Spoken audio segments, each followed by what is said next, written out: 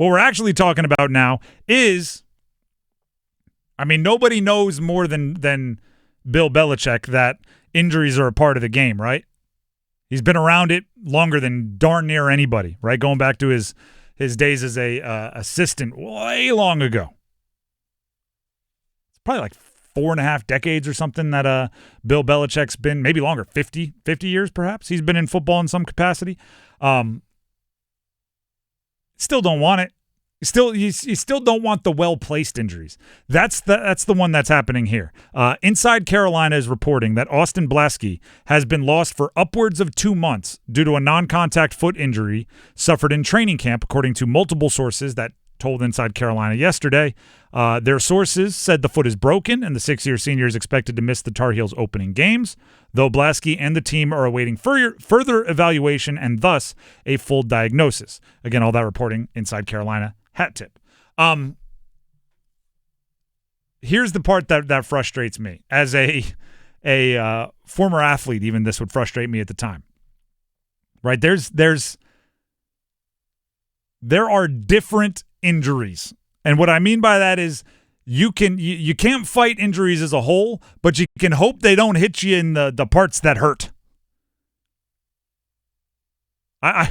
I vividly remember we were going into a game in my college career, University of Delaware, and Paul Warlow was hurt. Paul Warlow ended up leading the Falcons in tackles 3 consecutive years. Okay? This is one of our dudes. Right? Imagine if you're leading the Falcons in tackles, you were probably leading the University of Delaware in tackles. And he was hurt. And it was a big story going on. And I was talking to the media, and one of the writers that was talking to me basically said, like, you play football, you know injuries are a part of the game. You can't use the Paul Warlow injury as anything serious. And, of course, I had to respond with coach speak. Right? I had to say, oh, you're exactly right. And, oh, yeah, every team is injured at this point in the season. Nobody is 100%. In my head, I'm going like, no offense, I would trade like 3 other people for Paul. Right? You can't avoid injuries, but you can get lucky with which players get hurt. Right? We got 10 injuries on the team.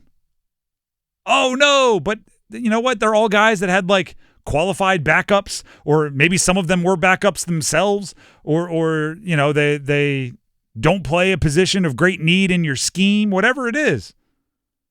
Meanwhile, hey, we got 3 injuries, but they're to the dude we can't replace on offense, the dude we can't replace on defense, and the quarterback. It's like, you know what? I think we could have avoided that one. I think it's possible to expect all 3 of those not to happen at the same time. For UNC, Austin Blaske is kind of that. There's a whole bunch of positions, I believe, for UNC that are still in competitions, right? You don't know who's going to start. I think the defense is loaded with them.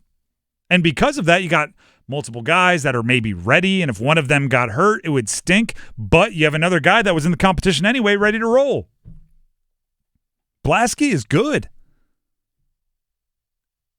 I remember how, and by the way, like Tar Heel fans, if now you're saying like, oh, who cares? He's not that dude. I remember the excitement when Blaske withdrew his name from the portal.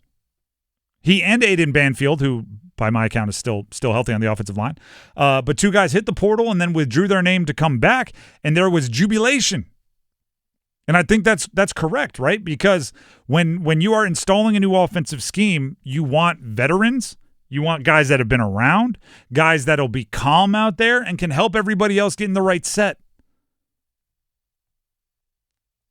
So this one stings. And matter of fact, it's like the other part is true as well.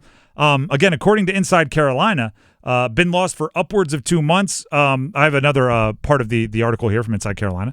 An early outlook in terms of the recovery timeline, sources said, would have Blaske aiming to return for UNC's ACC League opener on October 4th against Clemson. Missing like 5 or 6 games, whatever that ended up being, 4 games.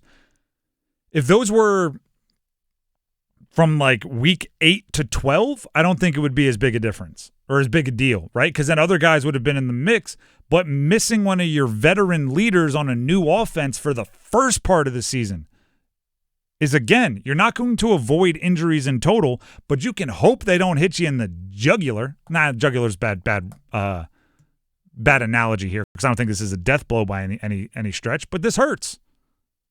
This hurts. I don't care how complete you think your team is. Every team has a couple guys you can't replace. Every team has a couple guys where you're like, you know what, if that guy goes down, we're going to lower our ceiling a bit. Could be positional. Could be positional. Could be a skill set, right? And there's nothing you can do about that. I was just listening to a podcast today where somebody was talking about the Dolphins offense of 3 years ago. I don't know why they were talking about the Dolphins. That's going to frustrate me. But they were like, they didn't have a Tyreek Hill on ice waiting in case Tyreek Hill got hurt. It's like, oh, you know what? If Tyreek Hill gets hurt, we got this other guy that's unbelievably fast and talented, and he'll step into the Tyreek Hill role. It was if Tyreek Hill's hurt, the Tyreek Hill role doesn't exist. Like, that's one way a player could be irreplaceable. Another is you're on a new offense, you're a 6-year senior, you're a center, which is one of the most intellectually demanding positions on an offense. Communication is wildly important. Chemistry with both the other offensive lineman and your quarterback become wildly important. And if all of that chemistry is built up with one guy and that player goes down, you don't have to run a 4-2 whatever like Tyreek Hill to be very difficult to replace. So UNC and Bill Belichick and Freddie Kitchens on the offense and whoever else is in their brain trust, well, first challenge could be dealt to you already.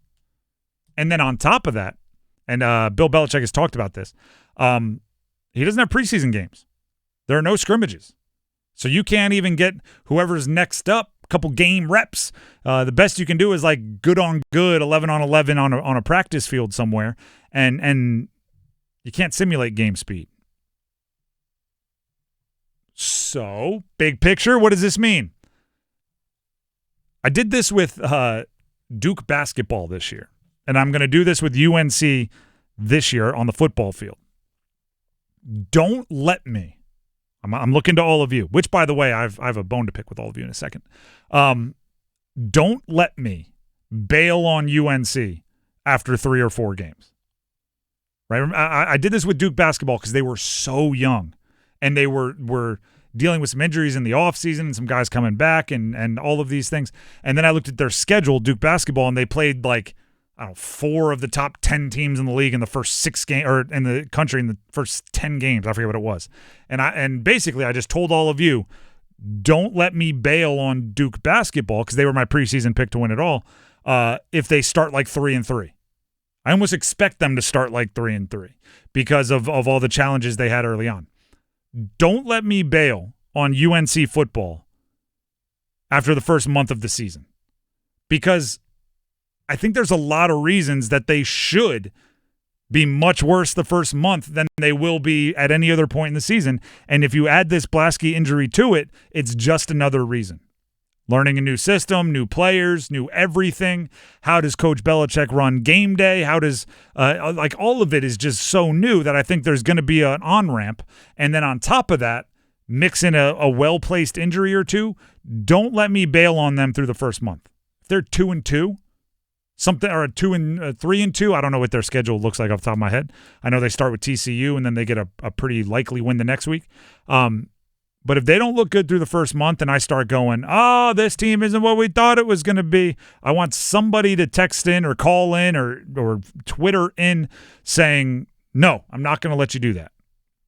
To be fair, like, what do we even really think it is going to be for us to be able to say it's not what we thought it was going to be? Like, the whole thing we've said is, like, we don't really know what we're going to get. Like, I really wouldn't be that surprised if they were another 6-6 kind of mid-tier quality team like that this first year at least. Bowl eligibility is kind of the floor. If I start saying they're not going to be bowl eligible after the first month, that means I've taken it too far.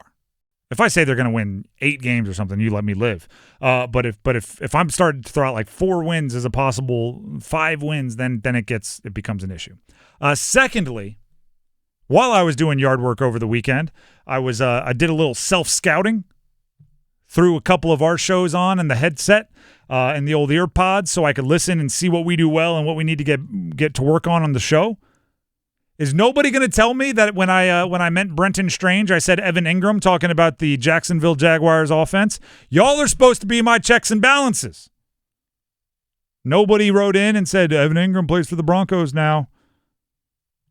I don't like being wrong on that kind of stuff, and I know I wasn't thinking he would, but it flowed, right? When you start talking about Jacksonville's offense, it just made sense to say Evan Ingram. Brenton Strange, who actually has been playing really well in practice, is what I was talking about. And nobody corrected me. That's on all of you. Don't just sit there and go, oh, he's wrong. Get it to us. Tweet it at me, at Donnelly Sports, when I'm wrong. I want that. Need y'all to be my safety net here, so I'm not passing along bad information just with a slip of the like a typo of the mouth.